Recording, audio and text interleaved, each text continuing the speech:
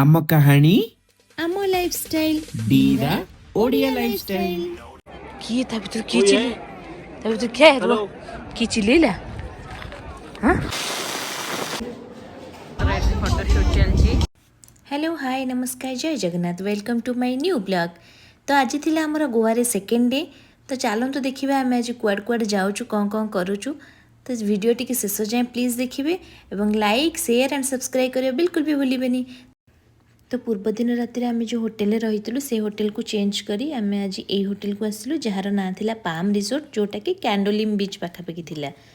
तो आम मैंने होटेल को आसी लगेज वगैरह सब रखीदे तो मैंने बाहर पड़लु पारा रोड को। आपण मैंने भाविले कि पारा रोड ना माने कौन पारा देखा जाऊँ ना कौन ना ना ना ना पारा रोड हूँ गोवार गोटे बहुत फेमस जगह जोठी कि जो यहाँ गोटे रोड एक्चुअली जार दी सैड्रे बड़ बड़ नड़िया गछ अच्छी और सैड्रे ग्रीनरी फुल अच्छी। बेसिकली ये जगह फेमस होती कहीं ये बॉलीवुड मूवी डियर जिंदगी शूटिंग होता और ये फोटो वीडियो उठाइबा समस्त जाती। तो आम मैंने भी कौन छाड़ू आम मैंने भी किसी फोटो वीडियो नहीं गलु देन आम मोर चलू नेक्स्ट डेस्टिनेशन को। आपण मैंने भाई कि मुझे नेक्स्ट डेस्टिनेशन को साइकेल चले जी ना आम साइकेल चलले मु पतला होनी से मो स्वामी से गोटे स्कूटी किनी सतरे भाई कि ना आम स्कूटी रेंट करूँ डायरेक्ट जे आम लैंड करूँ आम नेक्स्ट डेस्टिनेशन जोटा कि गोवार गोटे हिस्टोरिकल प्लेस जहाँ ना था अगोड़ा फोर्ट। तो ये जाए लाइन ठिया टिकेट करी आणले एठी टिकेटर प्राइस होची पर हेड 30 रुपीज। तो देखा जो टिकेट तो मिलगला चलते भितर को जा कौन कौन अच्छी देखा।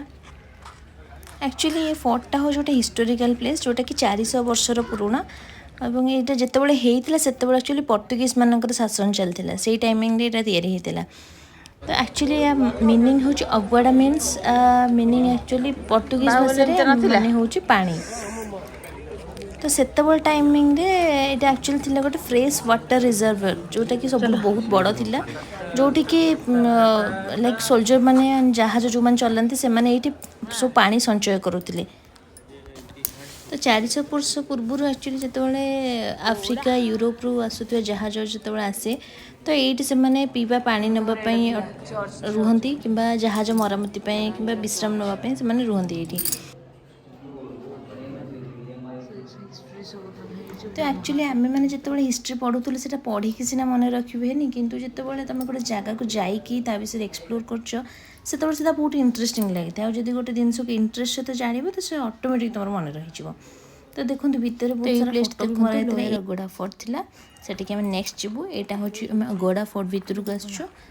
तो चलते देखिबार भ्यूटा केमती देखा जाउछि समस्त ठिया देखछन वाओ और भ्यूटा बहुत ही सुंदर थिला।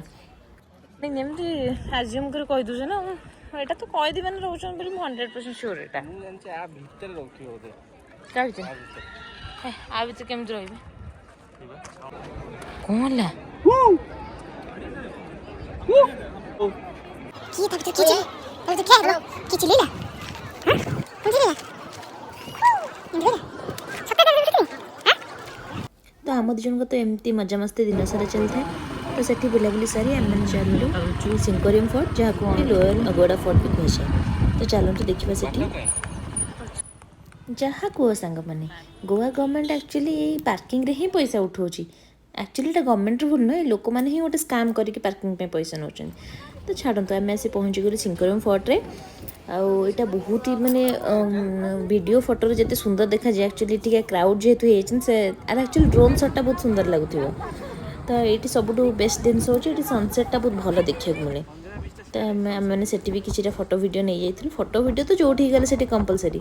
तो सेठू आम आसी रूम रे संध्या बेले फ्रेश ही बाहर पड़ू मोर गोटे सान भाई गोटे होटेल अच्छी पर्पल मैरिटाइन नाटा तो सही होटेल को आम डिनर पे चलू। तो मो सान भाईटा से मेन सेफ थिला तो से आमको सब स्पेशल ट्रिटमेंट मिलूला इवन आम गोटे स्पेशल सीट भी बुक कराई जोटि कि आम बसिक सी व्यू एंजॉय करूँ।